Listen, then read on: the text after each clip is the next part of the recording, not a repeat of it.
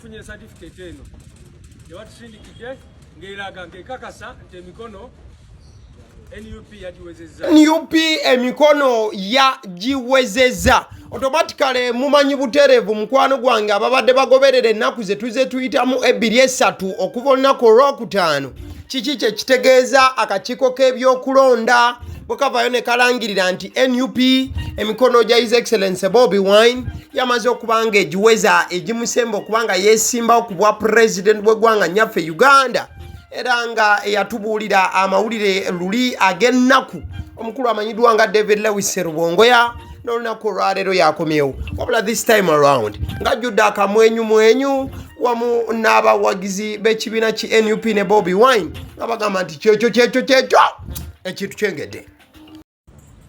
Mwalaba akakiiko k'ebyokulonda bwe kavayo ne kagamba nti emikono gyaffe gyali tegiwera. Kyali kya buswavu, kyali tekikirizika kubanga kyali si kituufu.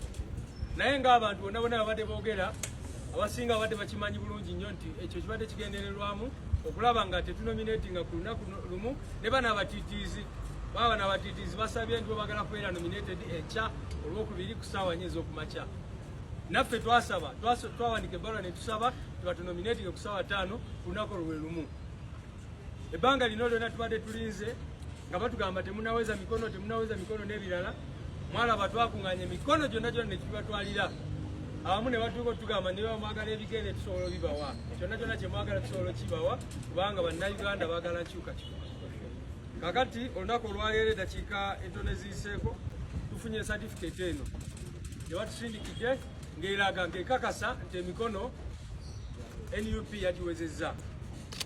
Si kuba nti kibadde tegiwera, no. Naye kino kibadde kigendererwamu okulaba nga batulwisa kubanga kati twakakifuna certificate eno twakagifuna ssaawa zino. Naye certificate teze yokka. Oluvannyuma lw'okukakasa nti akakiiko k'ebyokulonda at the Electoral Commission kamaze okukakasa nti Bobi Wine agenda kwesimbawo mu butongole oba ky'oyinza okuyita officially nga president w'eggwanga lino nnyaffe Uganda. Ekibuuzo ekibadde kirina okubanga kiddako kyekyokuba nti ebigambo bya Bobi Wine bikyayimiridde wamu n'enteekateeka za NUP ku lunaku olw'okubeera nti banominatingibwa. Ojja kujjukira nti gyebuvuddeko Bobi Wine abadde agamba bannayuganda beeteeketeeke mu mbeera efaananako bw'eti. Tugende bassebo ne bannyabo tunominatinga ku lwakubiri nga 23. Tuva ku nomination tujja kwogerako eri abantu ekatwe ku kisaawe nga Museveni bajja okwogera n'abawagizi be Kololo. Twategeezezza poliisi era ebbaluwa gibalaze yiino twagiwandiikidde dda poliisi ng'amateeka bwe galagira. Njagala kuva waggulu bassebo ne bannyabo nga mbakakasa nze ng'omuntu sigenda kuwanika. Naye naawe tokisuubiza nze kyesuubize ng'omuntu. Wine abadde yakakasa dda abawagizi be wamu ne bannankyukakyuka n'aba NUP nti ng'ennaku z'omwezi 23 Septemba lwe lunaku olukulu olw'okulaba nti bamunominatinga asobole n'okuba nti akuba enkuŋŋaana. Wabula tugenza okutuuka olunaku olwaleero mukwano gwange akakiiko k'ebyokulonda bwe kaleese amawulire ag'essanyu ate galeeteddeko n'amawulire ag'ennaku ag'okubeera nti ennaku z'omwezi 23 NUP z'ebadde yeesunze ne sekwesunga yenna babagambye nti no tekigenda kukola bwe kitu. Ssaawa zino naye certificate teze yokka yagiddeko ebbaluwa eraga nti candidate waffe president addako Kyagulanyi Ssentamu Robert bamusindise okubeera nominated ku lwakusatu. Mukimanyi tubadde twanawusinga tugenda kunominatinga ku lunaku lw'enkya olwokubiri ku makya kubanga tubadde tulangiridde tugenda kubeera ne rallies 2 emu ng'erina okubeera Katwe endala ebeere Nateete. Ate Katwe ebadde yakutandika ssaawa 6 eri Nateete etandika essaawa 10 kitundu. Kaakati bano kubanga batya nnyo balowoozezza nti bwe batusindika ku ssaawa 8 oba oliawo tetugenda kusobola kukola ki rallies zaffe. Era katusuubire tebapulaninga kutukwatira eyo bwe tugenda essaawa 8 ne batuta ssaawa 11 nga tetukyasobola kukola rallies kubanga batidde nnyo. Olaba bayisaamu egaali mu Kampala bakola ki n'abantu tebabaliiko. abantu balindiridde omuntu omu yekka President Kyagulanyi Ssentamu Robert. Kakati kyova olaba bano ab'akakiiko k'ebyokulonda twagala kukivumirira kino kubanga olabira ddala bano ab'akakiiko k'ebyokulonda ne poliisi bali mu kukwatagana okulaba nga bakola ki balemesa enteekateeka zaffe. So batusindise nga bwe ngambe ku Lwokusatu okunominatinga ku saa 8 naye era nga bwe tugambe ekyo tekigenda kukola ki tekigenda bawonya kubanga ffe tuli ready tuli set bannayuganda bali ready okulaba ng'omuntu waabwe anominatingibwa mwebaleni. Nkubadde ng'akakiiko k'ebyokulonda kakyusiza olunaku His Excellency Bobi Wine walina ogenda nominatingibweko ennaku z'omwezi 23 ne bakyusa ne bagamba zirina kubeera ennaku z'omwezi 24. Ngenza okujja kumpewo okuweereza story eno ng'abawagizi ba His Excellency Bobi Wine bo bakyetereekerera n'okwetegeka ne sekwetegeka yenna era batandise dde okuyooyoota ebifo mwasuubira okuba nti mwagenda okuba nga ajja okukuba raare ng'amaliriza okuba nga anominatingibwa. It is in full gear, amaanyi mangi. Ekisaawe mulaba bannansi bazze wano tukiyooyoote nannyini kifo bakituwadde dda. Abantu batuwadde ente, batuwadde embuzi, batuwadde emiceere ku lunaku olwo okwaniriza omwagala w'abangi His Excellency Robert Kyagulanyi Ssentamu. Twagala obubaka buno bugende eri mukulu by'abakama. Ffe twatandise okusaba n'okusiiba kubanga tulaba by'abakama byali mu kukola by'abakama alabika alina fitina. Tusabe Katonda President waffe baagala kumujja ku baloti nekagwake ketonye President alina okujja n'okasaawe k'owakaala era mwenna abantu tubakunga Uganda mwenna kubanga guno omukolo gwa ggwanga lyonna. Tusaba by'abakama mukulu by'abakama ntunula mu maaso nga bwe mugenda okukkiriza mwami Museveni atuule kololo akuba olukuŋŋaana gaggadde ne President waffe Robert Kyagulanyi Ssentamu Bobi Wine ku lunaku olwokubiri abeere katwe na wanajje. Bennateete ndowooza bawulidde bulungi bo bali mu full gear wabula bo ekikyali bali ku mitwe z'ennaku z'omwezi 23. Bo bakyagamba nti ku lwokubiri tumulinze Bobi Wine atusaleko wano wabula akakiiko k'ebyokulonda kagambye olunaku olwalero nti nedda eyo tegenda kuba nkola ekyo tekigenda kukola. Kati wakati nga akakiiko k'ebyokulonda kasimbidde kuuli enteekateeka za NUP njagala okutegeeza nti tebikyaliko kabuuza konna. Bobi Wine okumanya nga abasajja bamukonfaminze nti agenda nominatingibwa ku bwa President wa Uganda. Receipt okwasasuliddwa ssente zalina okuba nti ateekayo obukadde 2. David Lewis Rubongo yagitulazeeko natugamba nti kati we tuli wano tewali waaluleeta tewali wasobola kugambayo Bobi Wine officially he is a presidential candidate. One day to go. Amazidde okuzisasula bwemba mulowooza byakusaala era no receipt ne nomination fees za miliyoni 2 zizino olaba akakiiko k'ebyokulonda katuwadde dda receipt kubanga sente nazo twazisasudde dda eza nomination ya president waffe. We have already also paid the nomination fees for our president because we don't want them to have any excuse whatsoever today. But the moment they started playing those games, we immediately booked those venues even for the following day and notified the police. So I want to confirm that Natete is booked for Wednesday and Katwe is also booked for Wednesday because we always are aware of the environment in which we operate and we try to move ahead of them. Thank you.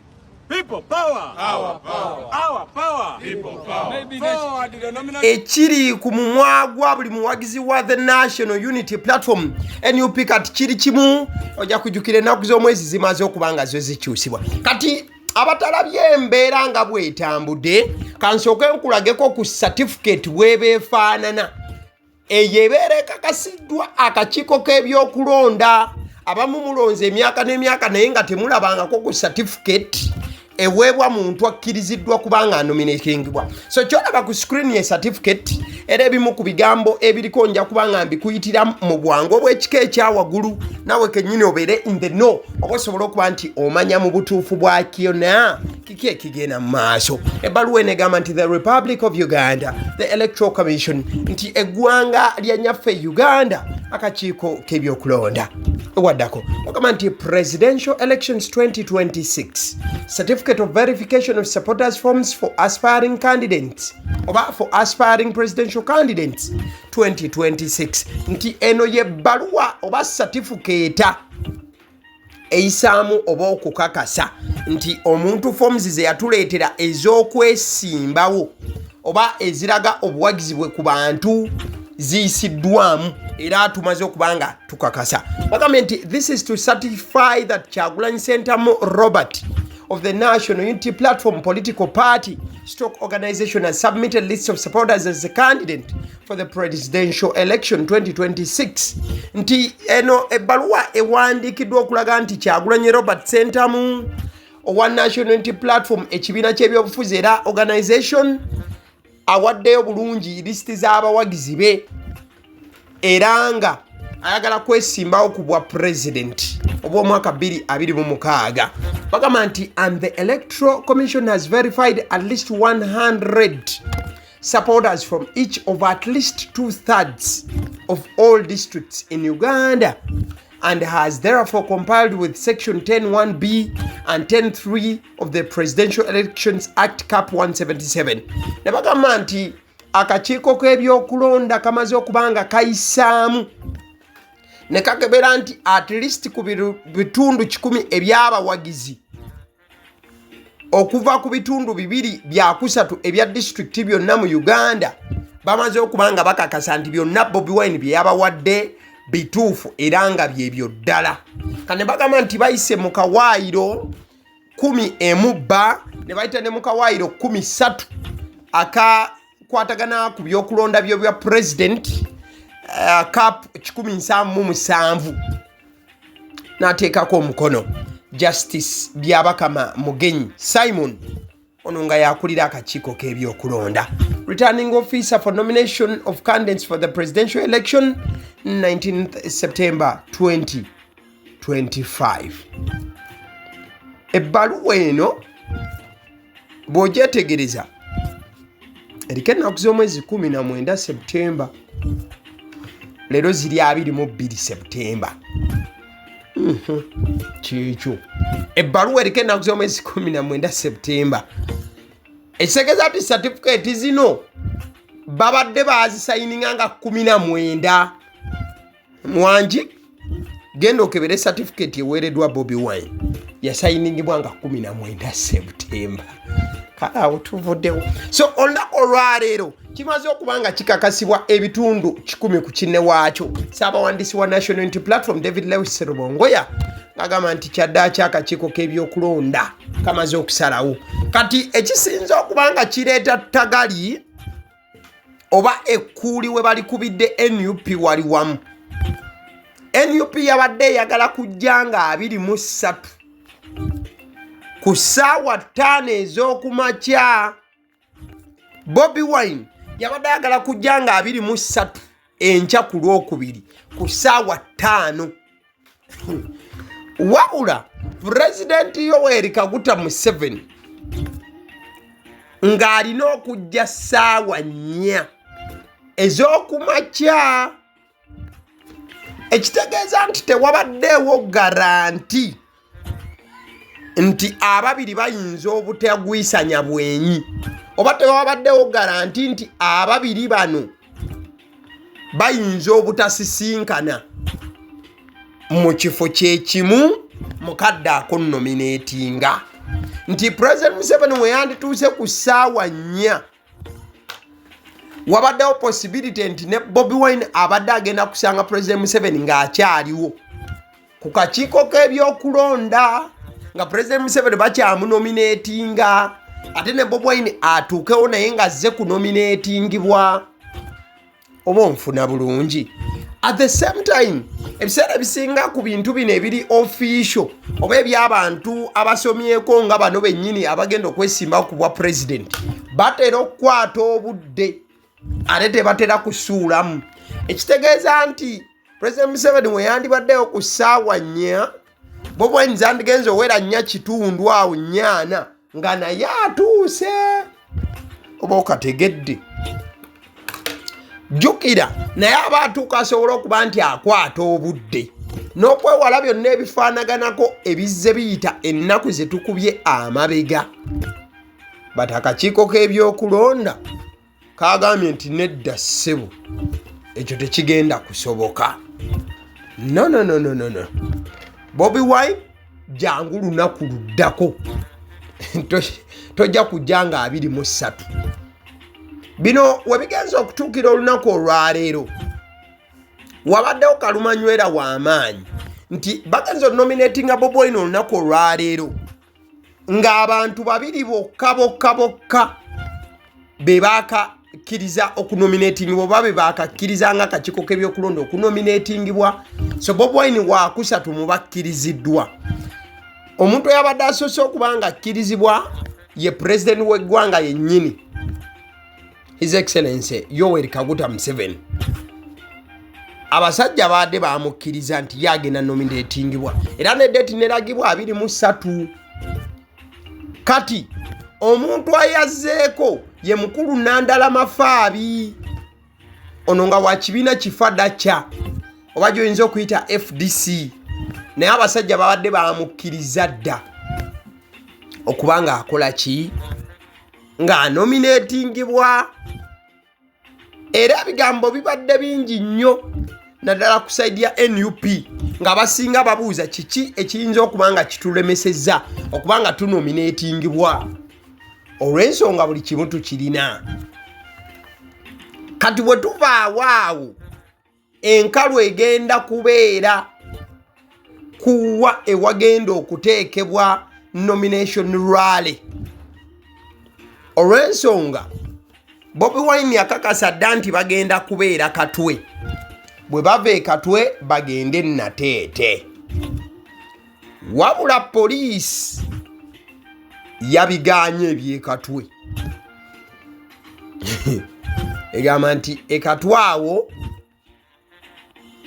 enteekateeka tejja kubanga ekola ki ekolebwawo mb'olwannekya y'ekifo.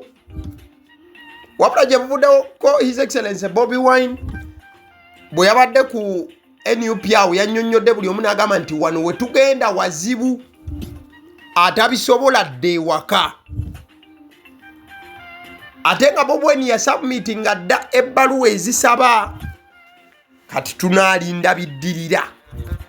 Yagala okutegeeza ku bannaffe aba Honey Bites bano bagamba nti bakuwa package y'omwana adda ku masomero oba adda ku ssomero, ebintu ebikwatagana ne daddies bazikola ennungi, bakola bagiya, bakola ebinyeebwa, amawogola, yogera ku cupcakes, ebintu byonna omwana bye yeetaaga okutwala ku ssomero ebyokulya babirina. Bakubire ku 0709787508 Honey Bites. Njagala kutegeeza ne ku Alson Painters UG bano basiizi balangi bagamba nti olina ekizimbe kyo omaliriza okubanga okizimba saawa yakuba nti nno obawa omulimu bakisiige rangi bakikuyoyootere. Bakubire ku 0705193636 ate era mukadde ke kamu osobola n'okubeera nti